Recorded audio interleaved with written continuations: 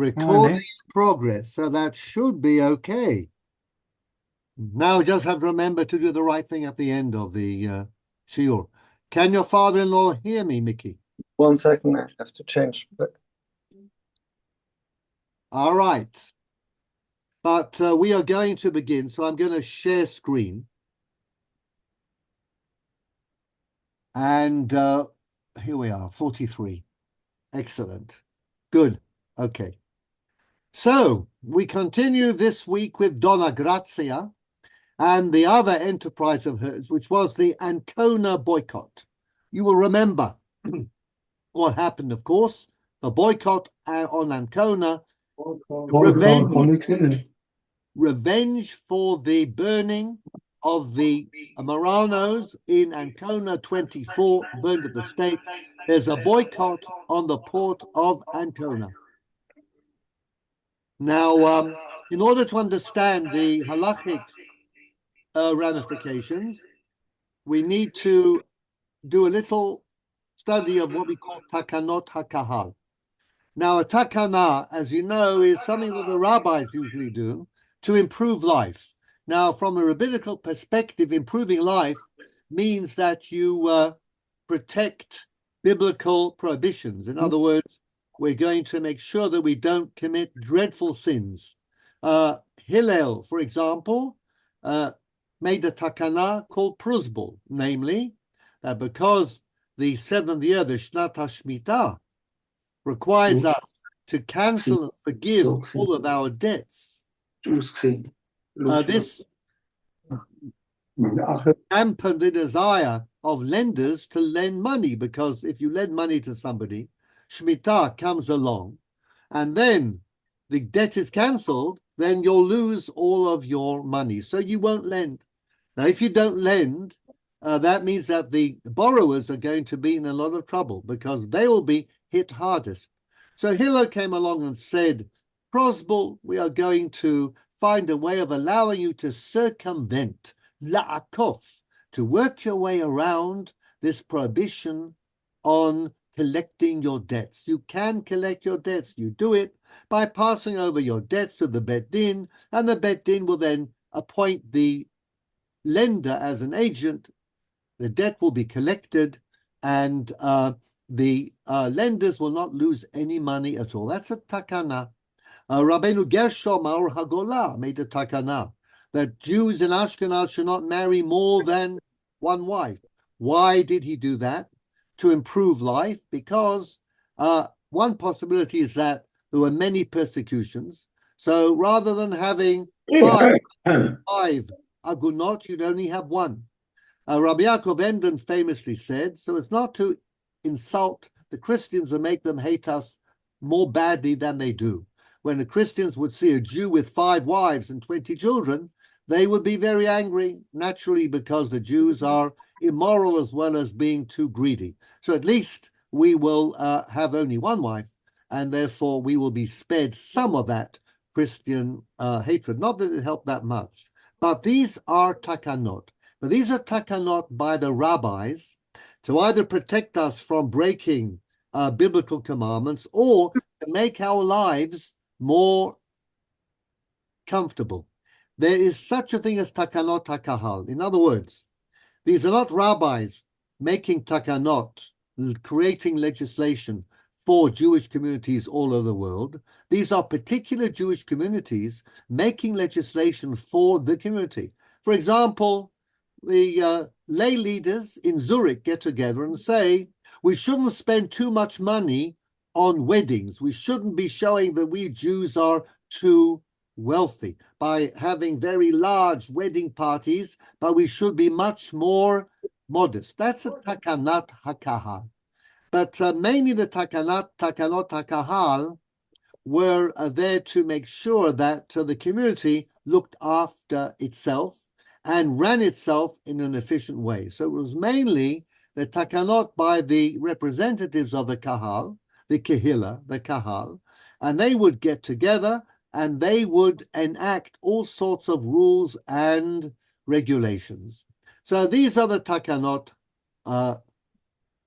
hakahal, and we will begin by calling upon Ian, the first Anglo I can see, to read Takanot HaKahal, line 5. Ian Taylor.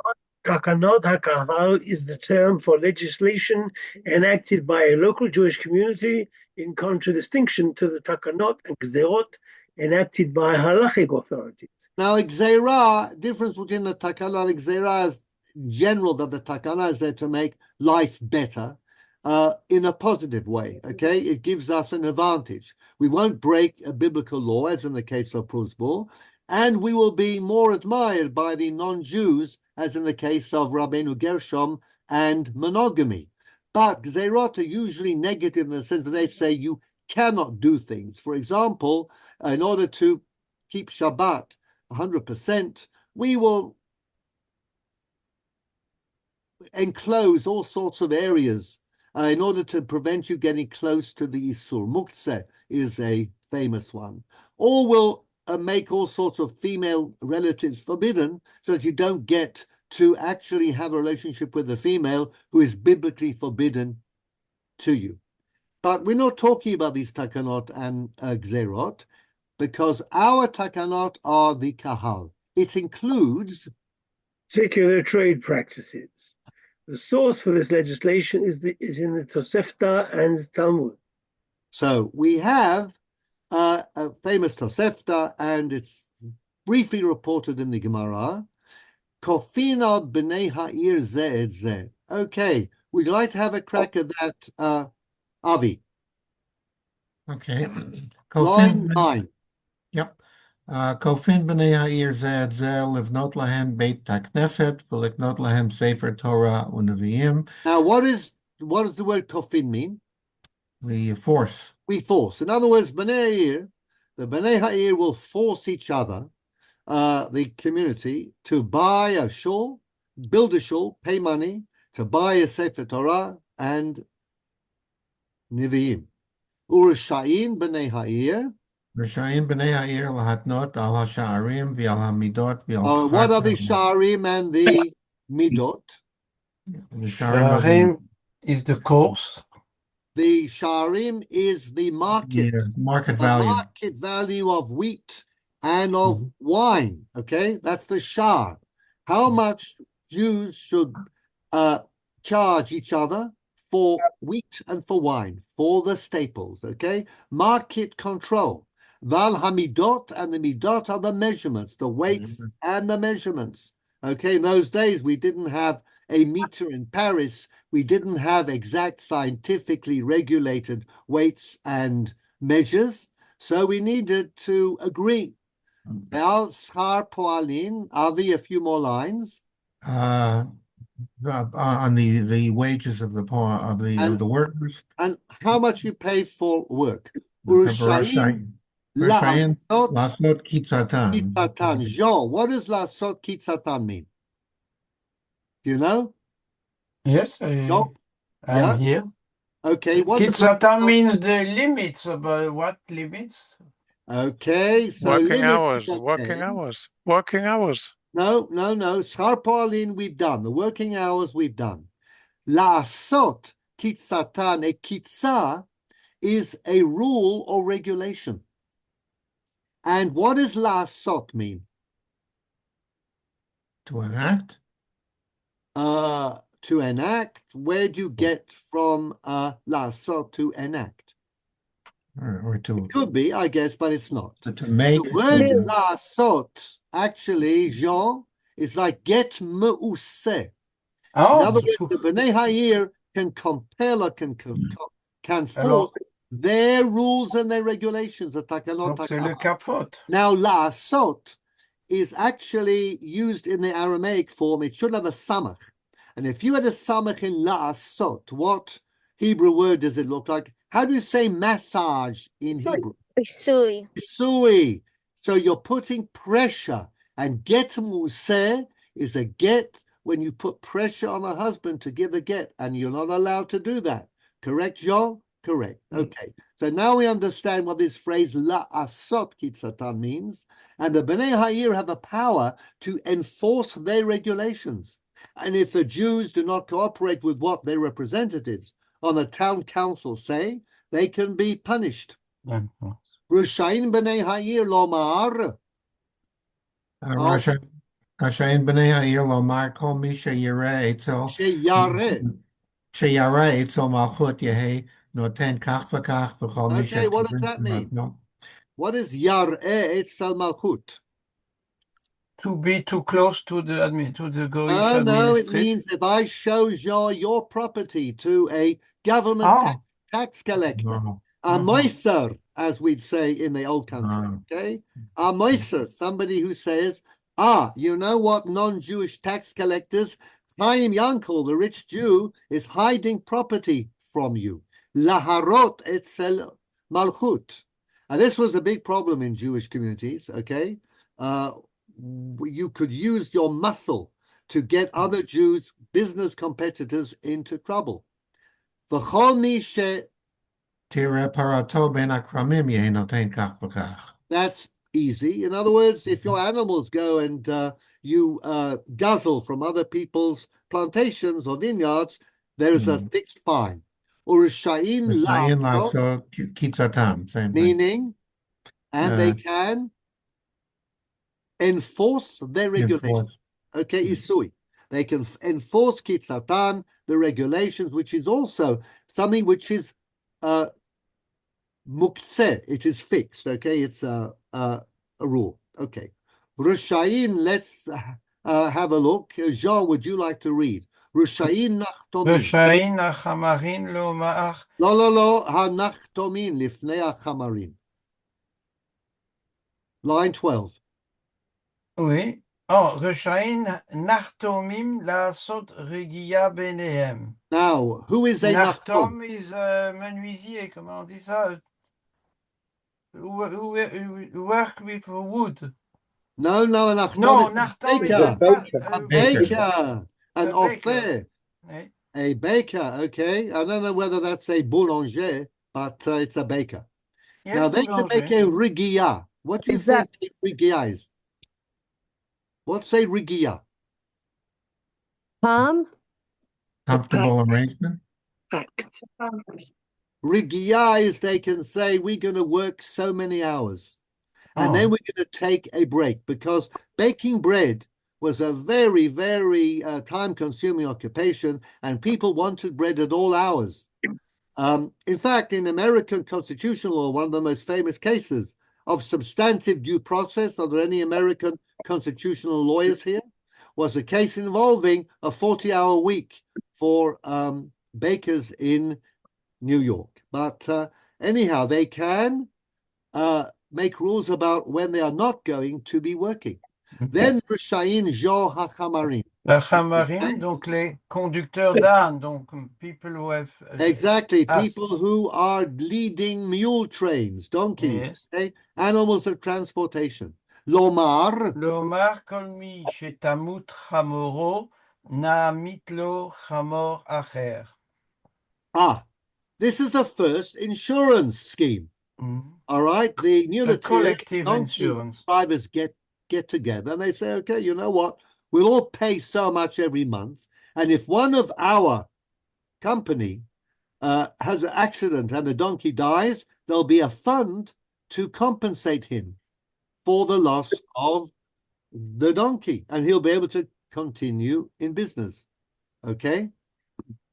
Où est-ce que c'est? Na'amut lo chamor acher. Yeah. Meta bebusya. Now, what is busya? Busya is negligence. If the donkey driver was negligent, that's why his donkey died, then the donkey driver's company will not give him an insurance cover because he was negligent. Okay? And the same thing with the im. Okay? But if he wasn't negligent, it's very much like modern day insurance. You know, if you were the one who caused the accident, your insurance company is not going to pay. But if you were the one who was law-abiding, somebody else bashed into your car, your insurance company will pay. The imamar tnu li va'ani lokeach la'atzmi ein shomim lo אלא לוקחים ונותנים לו. Yael, I think that your audio is up. Okay. So what happens? The donkey driver says, don't give me another donkey, give me the money instead.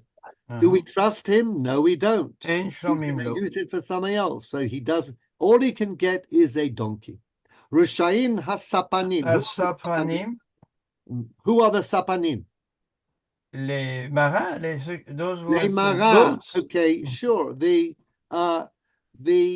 people engaged in maritime trade. Okay, sipun is the bridge of a ship. Okay, so here we have a company of ship owners. Okay, they too get together and they created an insurance scheme. רשאים לומר, כל כל מי מי שתאבד ספינתו, שטובת נעמיד לו ספינתו, ספינה אחרת. עבדה בבוסיה, עבדה בבוסיה, by negligence, אין צריכים להעמיד לו. ולא ולא בבוסיה, בבוסיה צריכים להעמיד לו.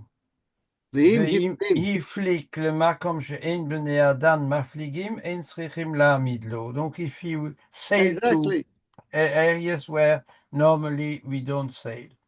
Then you will not be compensated. So this is the sort of thing that Takanot HaKahal were involved in. How to run the Jewish community internally. And so what we have is the Gemara in Bava Batra, Chet Amud Bet. It is in the Bavli as well, much shorter. Urashain B'nai Ha'ir, the B'nai Ha'ir, who were, as I said, usually the representatives of the community. But it's not clear. It could be the whole community. In other words, everybody in the town has to get together and agree. And this turns out to be a basic machloket rishonim. Does it have to be the entire community, all B'nai Ha'ir, or could B'nai Ha'ir be similar to Roman institution, the boni viri, the good men, okay, the arbitrum boni viri, a representative body? That will turn out to be a basic machloket in relation to Donna Grazia's boycott on Ancona. Latznot al midot val hasharim val shar hapolim ol hasia al kitzatan. Here you see lahasia is with a samach. So now you understand that the word lahasia is the same as the word for a massage, isui. And that's how we get mu'use. All right. Takanot HaKahal proliferated in the Middle Ages. Jack, can you read line 19? Takanot HaKahal proliferated during the Middle Ages in both Ashkenazi and Sephardi in all areas of communal life, but they were particularly important in relation to the onerous taxes which Jewish communities were required to pay to the Gentile authorities in exchange for their right of residence. Now, we could spend a couple of hours looking at the principles of tax law that were created by medieval Jewish communities in order to survive well, okay? But we don't have that luxury. It'll wait for another time. We're focusing on the Ancona boycott, but just to know that this is a very rich area of early tax law and how to apportion the tax burden. One significant development. Marcel, would you please take this up? Line 23. One significant development during this period was the equating of the jurisdiction of the elected representatives of the community, B'nai Ha'ir or Tovei Ha'ir, to that of rabbinical authorities in those areas in which they were competent to pass communal legislation, provided that their enactments were approved by Adam Hashuv, Yeah. namely a halachically literate individual. Now, this is an interesting requirement that the representatives of the community of the B'nai Ha'ir were not rabbis, but they have to know that what they do has to pass halachic muster. So what they did was they appointed in the community somebody called an Adam Chashuv, important person who had enough halachic learning to be able to ensure that these takanot HaKahal did not break any halachic norms. כמו שיש רשות לבית דין לעשות תקנות או להפקיר רכוש ולהקנות במה שאין הדין נותן, כך הן נציגי הציבור. The leaders of the community can do all sorts of things take away private property, fine people, and punish them. יש להם כוח רשות להפקיר מדמרינו בפרק כמה דבבא בתרא, רשעים בני העיר להסיע על קיצתן. You may remember last week that we used the Gemara of the sugya of the Situmta to justify all sorts of changes to laws of Kinyan. So whenever we encounter a halakhic discussion, takanot kahal, we go back to the Talmudic precedent of Roshain b'nei ha'ir l'asiya al kitzatan. Nimseinu l'meidin, line 29, שהציבור רשאים הן להעניש ולהפקיר כמו שיכולים בית דין להעניש ולהפקיר. A beit din has the power to punish, has the power to expropriate, to take away private property. Same thing with the kahal, with the b'nei ha'ir. Ach bitnai, שיהיה בצד אדם חשוב. But we have to have this אדם חשוב, important person. כלומר חכם שקיבלוהו עליהם. Not necessarily a rabbi, but somebody knowledgeable in halakha who can steer the Bnei Ha'ir in the right direction and keep them from breaking halakhic norms. So this is, in very briefly, the story of Takanot HaKahal. David, would you like to read, please, live from line 31? A major debate. Major debate amongst the medieval Rishonim concerned the right of the majority and its representatives to override the minority. A notable opponent of majority rule in this area was Rav Tam, but the consensus... Rabbeinu. We'll call him Rabbeinu Tam, which is how he's normally known. Rabbeinu Tam, but the consensus was not in his favor. Now, this is a major dispute in Takanot HaKahal. Say we have a takana, whether it's the Bnei Ha'ir or the majority of the Kahal agree, but you have a minority who sticks out. Anybody who's been to a shul meeting knows exactly what this means, okay? We have this stubborn clique that is opposed to a very good decision, okay, or innovation made by the majority. What power do they have? Can they veto? So Rabbeinu Tam, Rashi's grandson, by the way, Rashi had daughters. Anybody can list their names? Miriam, Yocheved, and Rachel. And Rachel, thank you. And I think there was also one called Leah, but she died as an infant, if I remember correctly. Wow, died as an infant, but it's Miriam, Yocheved, and Rachel. Rachel either didn't marry or got divorced. Yocheved married... Meir. What? Meir, I think. Rabbi Meir of Evreux, and had four very brilliant sons, one of whom died, or possibly was martyred. Rabbi Shmuel ben Meir, Rabbi Yitzchak ben Meir. Rabbi Shmuel ben Meir is the Rashbam. Rivam is Rabbi Yitzchak ben Meir. Yaakov was the youngest. Now, since his brother took the acronym Rivam, Rabbi Yitzchak ben Meir, he can't be Rivam because he's not Rivam. So, who is Yaakov in the Bible? Yaakov Ishtam. That's why Rabbeinu Tam is called Rabbeinu Tam. Full name is Rabbi Yaakov ben Meir, Rashi's grandson. And all of Rashi's grandsons were extremely learned and very significant in the development of Jewish law and commentary on the Tanakh. So, Rabbeinu Tam, will give him his full credit, an outstanding medieval halakhic authority, lived in Rameru, Rameru in northern France, okay?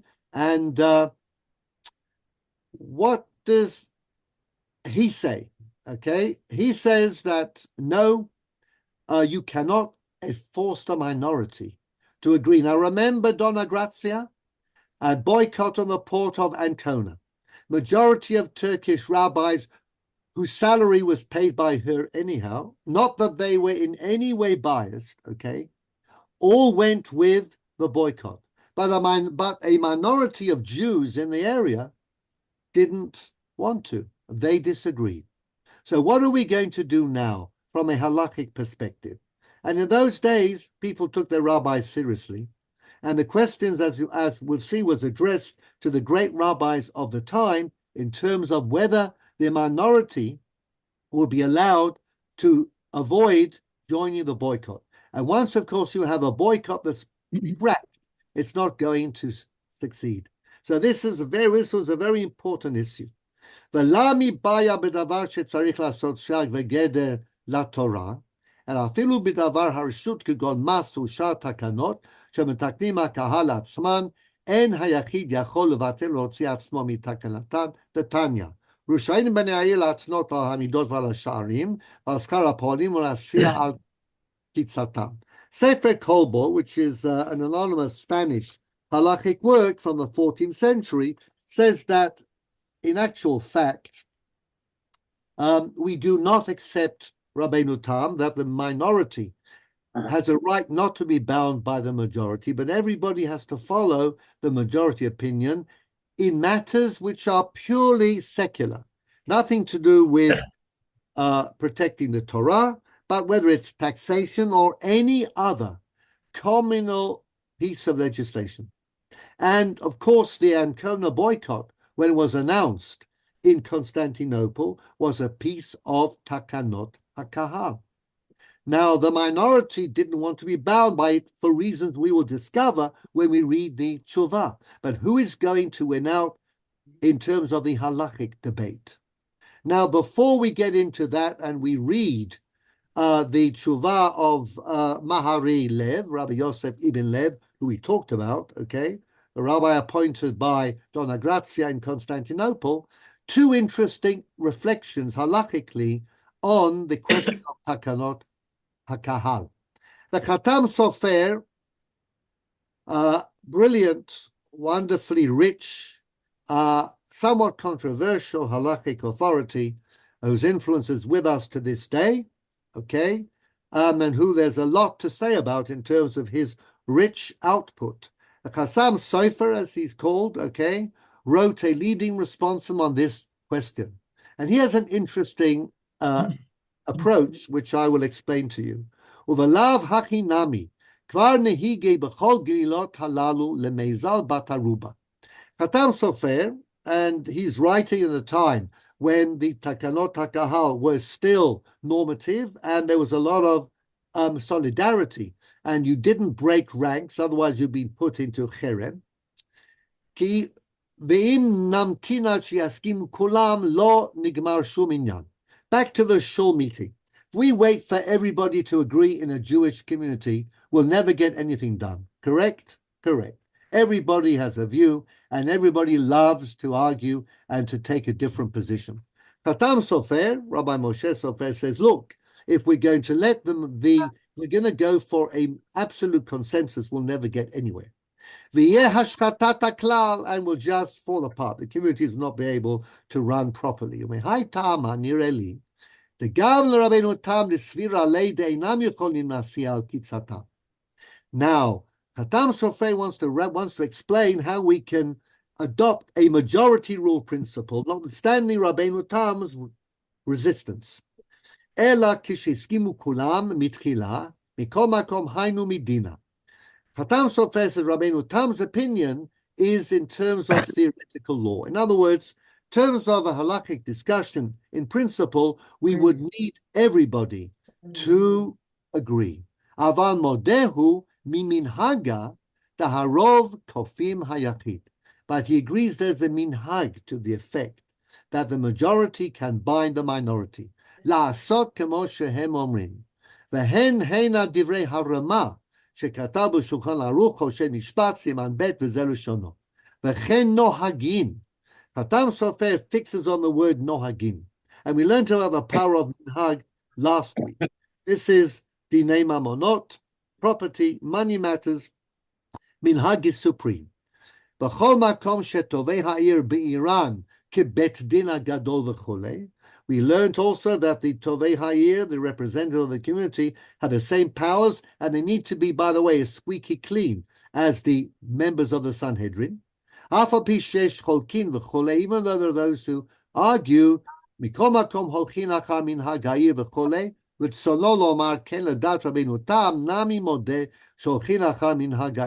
Sofer, of course, pushes this and says, the Ramah actually wants to include Rabbeinu Tam, and he says that from the perspective of minhag, Rabbeinu Tam would agree that in practice, the majority can force the minority.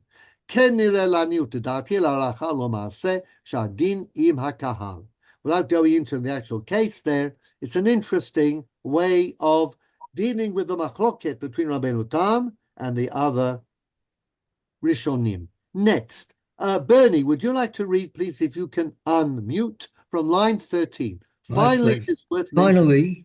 Finally, it is worth mentioning that according to Professor Justice Menachem Ilon, the institution of Takanot HaKahal could serve as a halachic instrument for absorbing secular Israeli legislation and civil law into the halachic rulings of the Israeli Batei Din. In other words, say you wanted to say that Israeli law and contract property tax should have halachic validity. What would you call it? Takanot HaKahal. Okay, we have an Israeli Knesset, representatives of the community, the Jewish community in Eretz Israel. They are a kahal. We're not going to go into whether they're from or not, okay? They are the lay leadership. And by the way, says Menachem Elon, if we want an Adam Chashuv, we have the religious parties to try and keep them in line. Whether that is practical at all, of course, is a big question.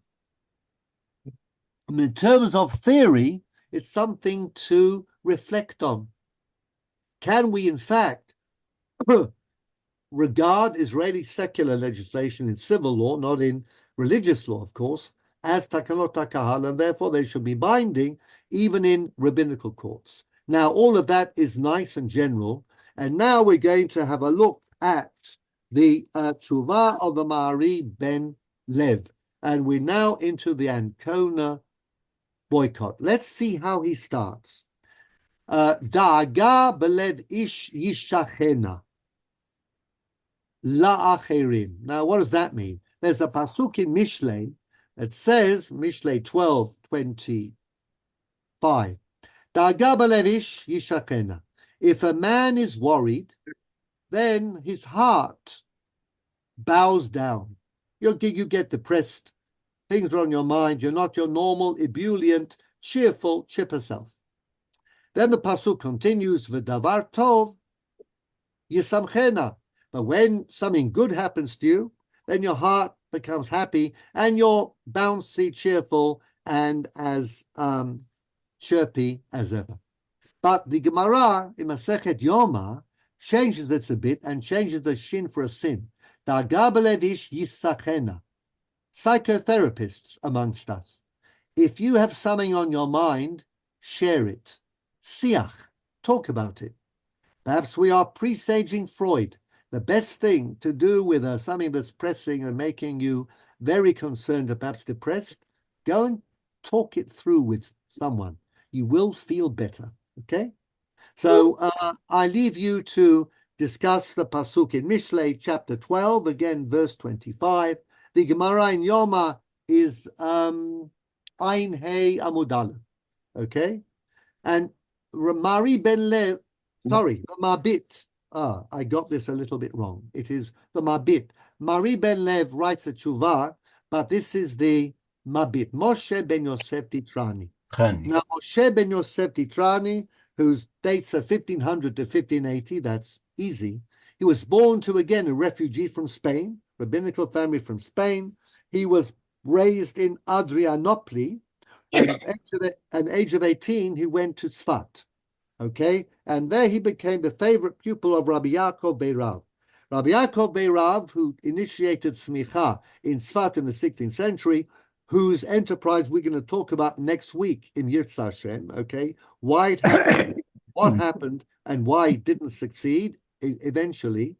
He was the supreme Spanish refugee authority in Tzfat.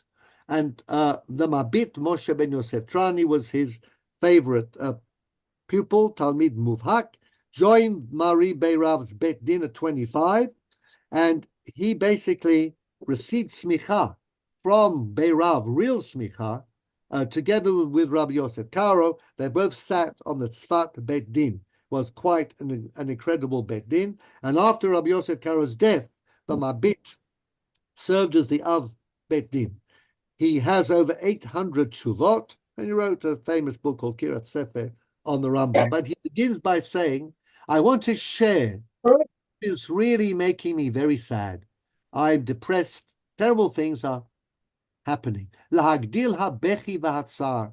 I want to share the weeping and the distress al maaseh shaya ba'Ancona, kanoda, about what took place in Ancona.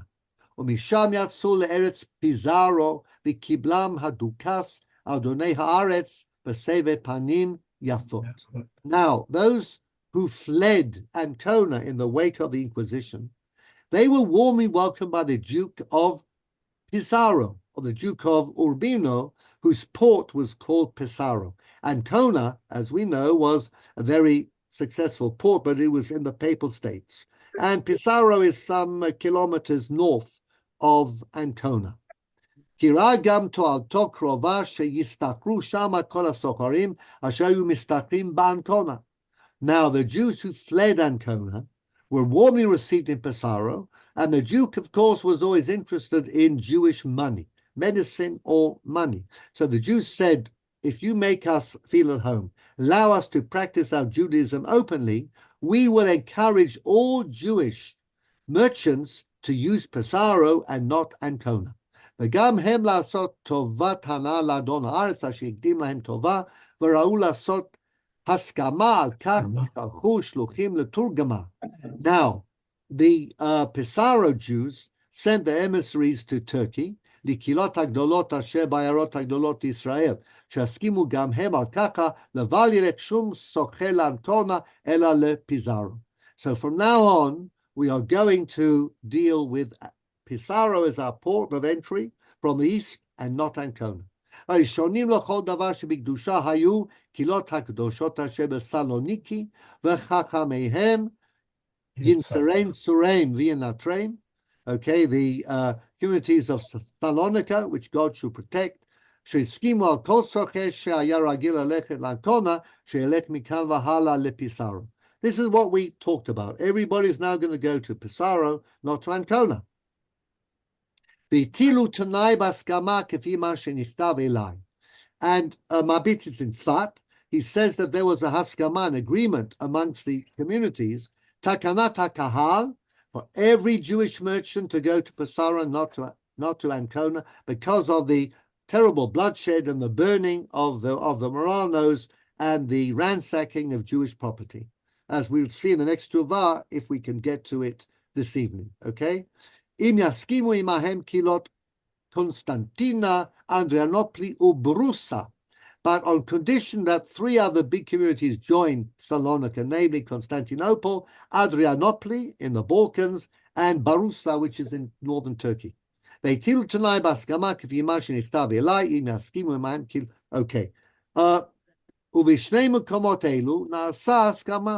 Now, Constantinople and Adrianopoli went along with the Takana in Salonika. Some of the merchants complained because they said that Pesaro is not as good a port for business as Ancona. Now, Barusa actually, from the very beginning, pulled out. So here we have a majority against a minority. And they gave what they felt to be sufficient reasons for not agreeing. They said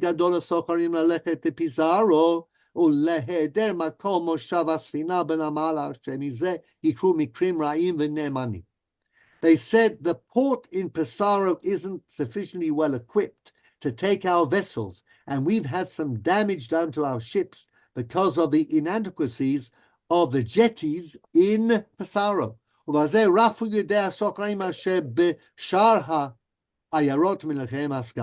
And then they influenced other merchants in the other cities not to take part in the boycott.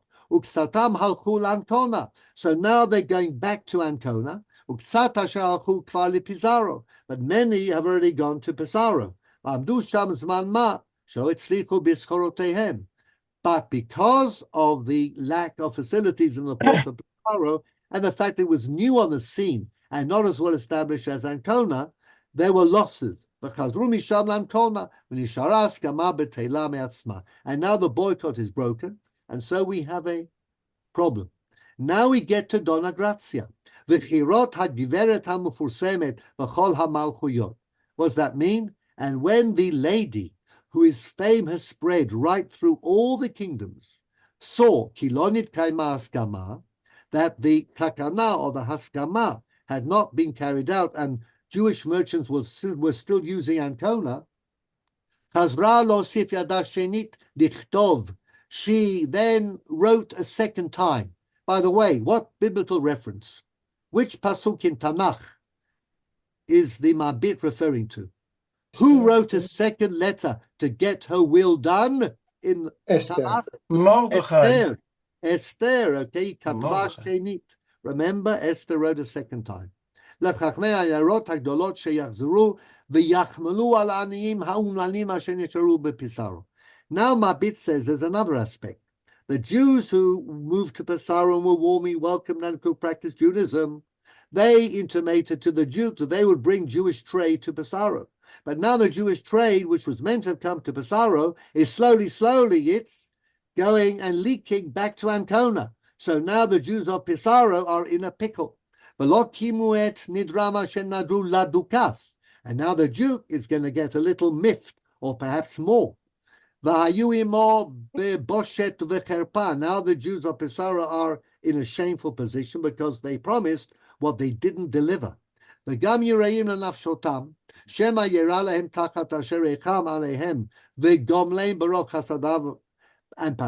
the Duke of Urbino is going to basically take revenge on them and unleash the Inquisition. So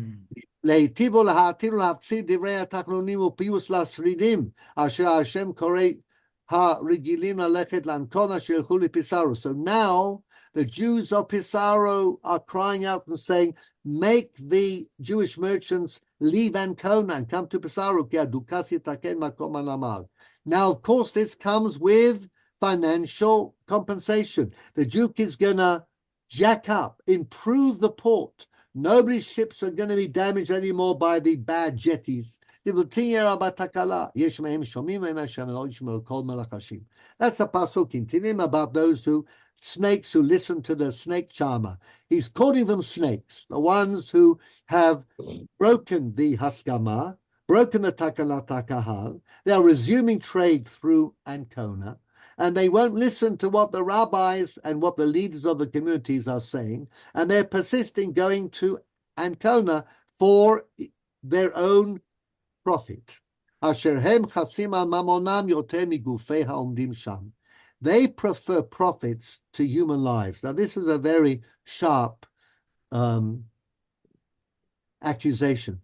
What he's saying is that, Jews, apparently, they will prefer their own profit rather than understanding the geopolitical situation here. For the first time, Jewish people have got an angle to force the non-Jews to stop persecuting them. Okay, this will save lives. The Inquisition is taking lives all the time.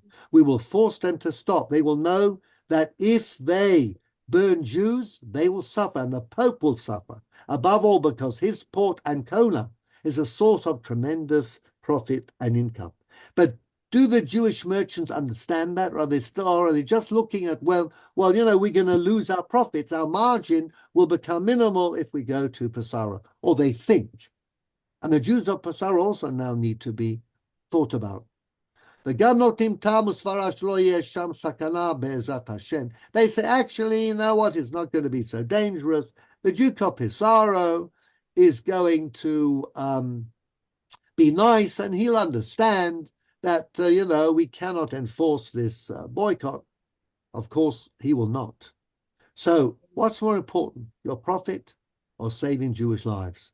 The larger scene or the immediate margin? Halo b'raita d'Roshaim b'nei. Here we get to our b'raita d'Roshaim b'nei ha'ir. Remember? Of course you do. Mayri deals b'milta di'ika rav kalahai pseida lahai. And don't tell me that the community, that the kahal doesn't have power to cause people to lose their profit. Of course it does. Everything that the B'nai Ha'ir do, these elected representatives of the community, is going to take away profit for the sake of probity, fixing a fair price, allowing trades to persist with an insurance policy for those who lose their donkeys or their ships. All of this is give and take. Question is, where does the public weal and welfare lie? When you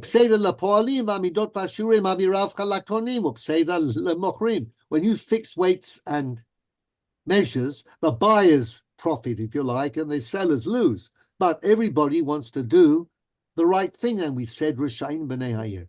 They are allowed mishum demetakni ala po'alim al midot hasharim tikun emsa'i v'yashar. We have to go for the median, the golden mean. You lose a little, you gain a little, but it all has to be, at the end of the day, fair. כגבנה דאיקה רבקה לפועלים, כמו לבעלי בתים ולמוכרים, כמו לקונים, כשרואים שהפועלים רוצים לעלות על שכרם יותר מן הראוי.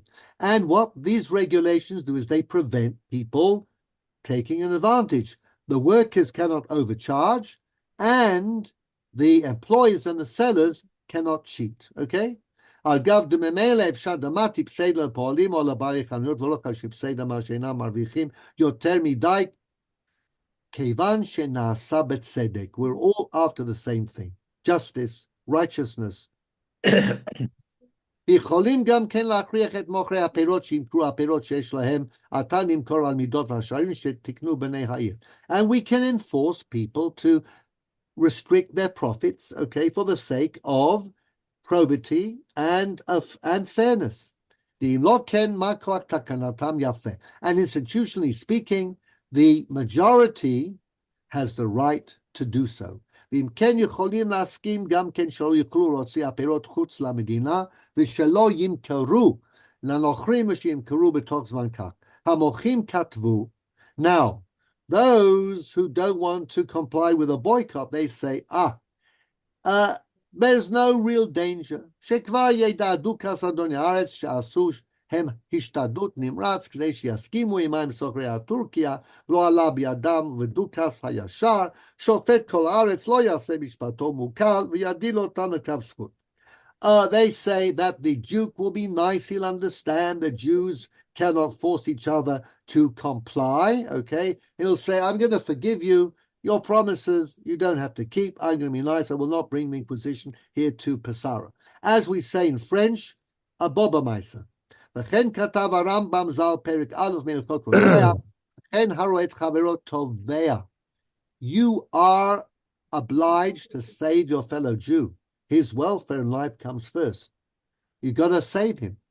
ויכול להצילו הוא בעצמו או שיזכור אחרים להצילו להציל, עובר משום לא תעמוד על דם רעך. If you do not save Jews in danger, you break the biblical commandment of standing on your neighbor's blood. אכן ראוי והגון הסוחרים הרגילים ללכת לאנקונה, להעלות על ליבם גודל מצוות הצלת נפשות, וגודל עונש העומד על דמם ולחשוב מחשבות לבלתי יידק מהם נידק חס ושלום, פן יענשו אם יש בידם להושיע נפשות אביונים נקיים, אם הם בסכנה באופן שלא יגיע להם גם כן שום סכנה, etc., etc. Okay, so you get the idea. And now Mabit says, God knows actually what our real motives are, okay? The Ancona favoring merchants say, well, actually, there's no real danger, and we're not going to gain much in terms of taking revenge, and what we do will not prevent the Inquisition coming in. All of that may be an excuse for their profit margin. And the Mabit says, the Doresh Libot Bnei Adam, God knows what goes on in human hearts, and nothing's hidden from him. We have to try and do something about this danger that, like a sword of Damocles, is on our throats all the time. And therefore, we should not be looking at the profit margin. Now, the last three lines are important for us. 22. Kol shekain, how much more? Im anshe beit hagvira hanisa'a. If the members of the household of the elevated lady, who is she? Donna. Donna Grazia. Hem shluchim me'ita listacher sham b'memona. And all of her fleet is actually going to Pesaro. Hare hem potchim sha'arei Yeshua. They ushvim bePizaro. They are opening the gates of salvation, not only for the Pesara residents, but all over the Papal States. Hashem imena yiru, and they will also help out all those merchants who think they'll suffer by transferring from Ancona to Pesaro. Yiru v'chen yasu b'alei kisin nishoach schorotehen shama, v'tiyeh hi osa u'marseh v'avodat tzidkata hashaket u'bateach le'olam. And what she does will always be successful. No'um hamabit. Now, what happened? Let's see who is available to read. Harvey, you're on. Unmute line 26. Rabbi Joshua Sonsino of the famous printer family, yes, from Italy. Harvey, you have to unmute if you want to read. Unmute. There we got it, finally. Got it, right. Line 26. Okay. Rabbi Joshua Sonsino. Rabbi Yehoshua Sonsino, who was the rabbi of the large Italian community in Constantinople, began by supporting the ban, but quickly realized there was going to be the opposition to it. He eventually consented to sign on, but made his consent conditional upon its universal acceptance. This never materialized, and in two-length Responsa, he explains in great detail his reasons for withdrawing his support. Okay, so what are the reasons for withdrawing his support? Do we have? I'm going to continue. Okay, yeah. The main ones are as follows. Yeah, the main ones are as follows. A, the ban is patently divisive, and the greatest danger to the Jewish communities in the Ottoman Empire is lack of unity. For this reason alone, the ban should be repealed. Now, this seems to be a typical Jewish argument. I'm not going to stick my neck out, because if I do, there'll be disunity and we'll be washing our dirty laundry in public, so I'm going to keep quiet. And of course, the danger to the Basara Jews is exaggerated.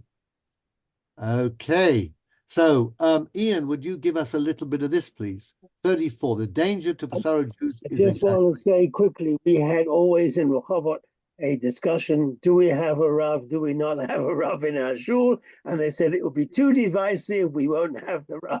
Exactly. In other words, it's always an excuse for not doing anything. The danger to the Pesaro Jews. The danger to the Pesaro Jews is exaggerated, since it may be explained to the Duke of Urbino that because there is no king of the Jewish people, it is impossible to achieve uniformity of opinion and to compel the merchants to carry out the condition which the refugees made with him. In Rav Sonsino's view, the Duke will undoubtedly accept this explanation and continue to treat the local Jews with his customary magnanimity. At the same time, Italian Jews living in the Papal States would be put into great danger by the ban, since the Pope was likely to exact a heavy price for the boycott of Ancona, a significant financial asset. And Avi, please. One, the boycott was also? The boycott was also economically injurious to the outstanding merchants of the Italian community of Constantinople, who had long-standing commercial links with Ancona and would suffer considerable financial loss as a result. Profit margin. D, please. Rabbi Sonsino. Rabbi Sonsino cited the minority of halachic authorities who held that a takanat kahal was invalid if it caused profit to one and loss to another. Okay, which we read, which is an opinion rejected by most of the halachis. Yael, are you on? Yael Berman? Yes. Okay, so Yes, I'm on. you are. Okay, Yeah. can we take 4D? Rabbi Sonsino Cited the minority of halachically. he also relied upon. He also relied upon Rabbeinu Tam's original opinion that the minority had a right not to be bound by the majority when it has consistently expressed its dissent. So Rabbi Sonsino takes two minority opinions in order to withdraw his support of the large Italian community in Constantinople from the boycott. Two are like it. One is that takanat hakal that causes any loss at all is not enforceable. Of course, this is disagreed with by most of the Rishonim. Secondly, Rabbeinu Tam. We saw how the Khatam Sofer explained that Rabbeinu Tam, whilst correct in theory, doesn't hold up in practice. But if you want a rabbinic will, you'll find a halachic way. And his community was very closely linked commercially with Ancona, was not prepared to pull out, even for the sake of saving Jews and even under pressure from Dona Grazia, because they were not part of the Spanish community. And Dona Grazia, of course, was a Marano and a Spanish Jewish figure. So, Yael, line 8. In his magisterial work, Don Joseph of Naxos, the Now, historian... Joseph of Naxos is, of course, Dona Grazia's nephew. Her brother and his wife, their son was Joseph, who eventually married Renia, that is the daughter of Dona Grazia and her late husband Francisco, and he became a very, very close to the Sultan, was made Duke of Naxos and the Cyclades. That's a whole other fascinating story you can pursue in your own time. But let's read on. The historian Cecil Roth writes that Rabbi Sonsino, the rabbinic scholar, was a poor judge of current affairs, and his responsum, characterized by a large measure of legalism, was totally inadequate for the burning issue at hand. I don't think he meant a pun here, but unfortunately, burning issue, of course, is the burning of Jews at the stake by the Inquisition for lapsed Marranos, or Judaizing Jews who were convincing Marranos or other Jews to go back to their faith. The Nasi family, on the other hand, possessed a first-hand and accurate knowledge of the circumstances of European politics. And we know that Dona Grazia and her family knew how to mold the authorities, including the Pope, to their will. Okay? Had she been allowed to get this boycott going, it might in fact have inhibited the spate of Inquisition, which lasted until the 19th century in some places in South America, and did terrible damage through so many years.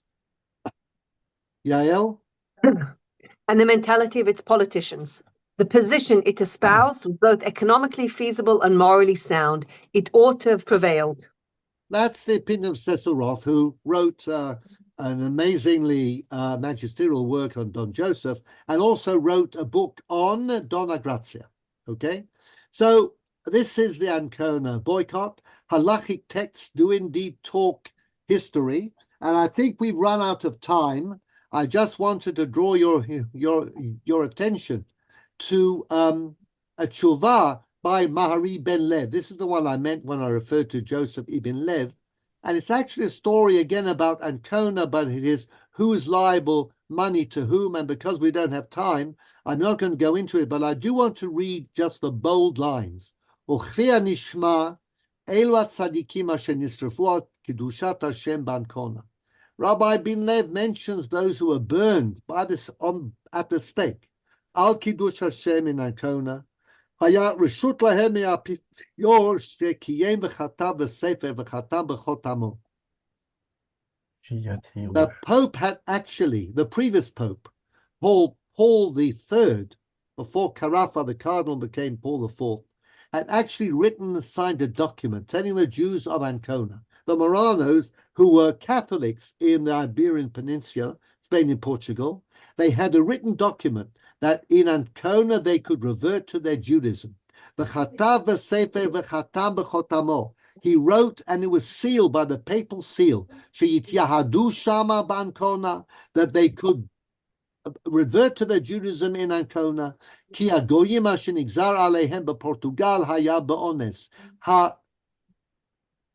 What the non-Jews had done to make them Christians was under coercion. In fact, under canon law, if you are forced to become a Christian, it is not a valid conversion. And it shouldn't really count for anything at all. Now, when Pope Paul III wanted Jews to make Ancona a commercially successful port, he even granted them the right to revert. And there were conferences, and there was a synod at which one of the papal legatees said, it's really embarrassing how the Pope himself is allowing after we have the Inquisition in Spain and Portugal and force the Jews to become Catholics, when they come to the papal states and places like Ancona, then the Pope, for commercial reasons, is allowing them to revert to their Judaism. But Pope Paul III was not to be moved. But Pope Paul IV undid it all, very illegally, if you like, and he brought the Inquisition in, and that is what spurred Donna Grazia. I'm going to stop the share now, spurred Donna Grazia to try and get this boycott on Ancona, and we've seen, I think, through the Mabit what happened, and I leave it here. Next week, all being well, we're going to start another episode dealing with the Spanish expulsion. Why in 1538 did Rabbi Yaakov Beirav want to introduce smicha in Sfat and possibly a mini Sanhedrin? Why then? Why there? And what were the halakhic reasons for so doing? And how all of this led to, or was part of, an attempt by Jews all over, but especially Faradim, who came from Spain and Portugal, to somehow rehabilitate themselves after a catastrophe. In a way, it is similar to what happened after the Holocaust, searching questions about why this happened, what was the purpose, but here, because of the Maranoism, how can we redeem ourselves and revert to being good Jews after having lived as Catholics? All of this next week. So I'm going to Jean, before close, your question. It has been said that the Takanat Hakal deal only with financial organization of the community, but I think there is a tshuva from Rivash and also from Maharam Al-Askar that the Al-Ashkar, yeah. Al-Askar, oui. Ashkar. Shin, Ashkar. Okay. In the modern, today there is a name Laskar, which is certainly coming from the same name. Anyhow, both say that the Kahal can take some regulations which seems to be more religious, if they can annul a marriage if the rabbi was not aware of it, there were not 10 people, and in different conditions, the Kahal can annul a marriage. It's not strictly speaking Takanot HaKahal. The Kahal, Yacholin HaKahal. Yeah, but the Kahal, what they mean in those cases, Rivash and Maharam al-Ashkar, many other poskim, and the Syrian rabbis in the 19th century in Chaleb and in Damascus, Rabbi Moshe Galanti and others, what they're saying is that the Takanot HaKahal included a Takanat Hafgat Kiddushin, which was made by the rabbis. In other words, Takanat HaKahal in that sense is used differently. What they're saying is that a Takanat HaKahal to affirm an actual rabbinic takana or gezerah. The Kahal itself has no power to initiate a takana. But what it can say is that because we have a takana of Rabbeinu Hai Gaon, that, for example, you have to have a marriage in front of 10, and if you don't, there can be a hafgah, we could annul the marriage. We're going to make that part of the regulations in Aleppo or Damascus in the 18th century, and whoever breaks that will be subject to a hafgah by a bet din. Okay, so it's still different. The most that Takanot HaKahal could do by themselves, without relying upon a rabbinical takana, was to say that we can limit the amount of money, say, Jews will spend on their marriages, on their bar mitzvahs, and on their bat mitzvahs. Now, why did some takanot of the Kahal include rabbinical takanot? Because they were aware that there were different towns and communities. In many communities, as you know, Hafgat Kiddushin was not accepted. Okay, so what they did was they strengthened the takana of Hafgat Kiddushin, of annulment of marriage, with a takana takahal in our town, and in our town alone, if you do a clandestine marriage without 10 men or a representative of the kahal, then there will be Hafgat Kiddushin according to the rabbinical understanding of when you can apply Hafgat Kiddushin, if at all. In So- fact, Rivage wanted that all the rabbis or the communities of one province would Exactly. agree. But he wanted the rabbis. The rabbis are the ones who are in charge of that type of takana. The kahal is simply a sniff, an extra asset to make it more powerful and give it teeth in that particular community. Thank you, Jean. Erev Tov. Okay. Erev Shabbat Tov. Shalom. Erev Tov. And all the best, and hopefully we'll meet again in good health and in peace and quiet next week. Bye Amen. for now. Bye-bye. I Bye. need Good to night. deal with the recording. I need to go to the bottom bar. I think I'm on the bottom bar. Need to look for stop recording. I'm going to stop the recording. Are you sure you want to stop recording to the cloud? Yes.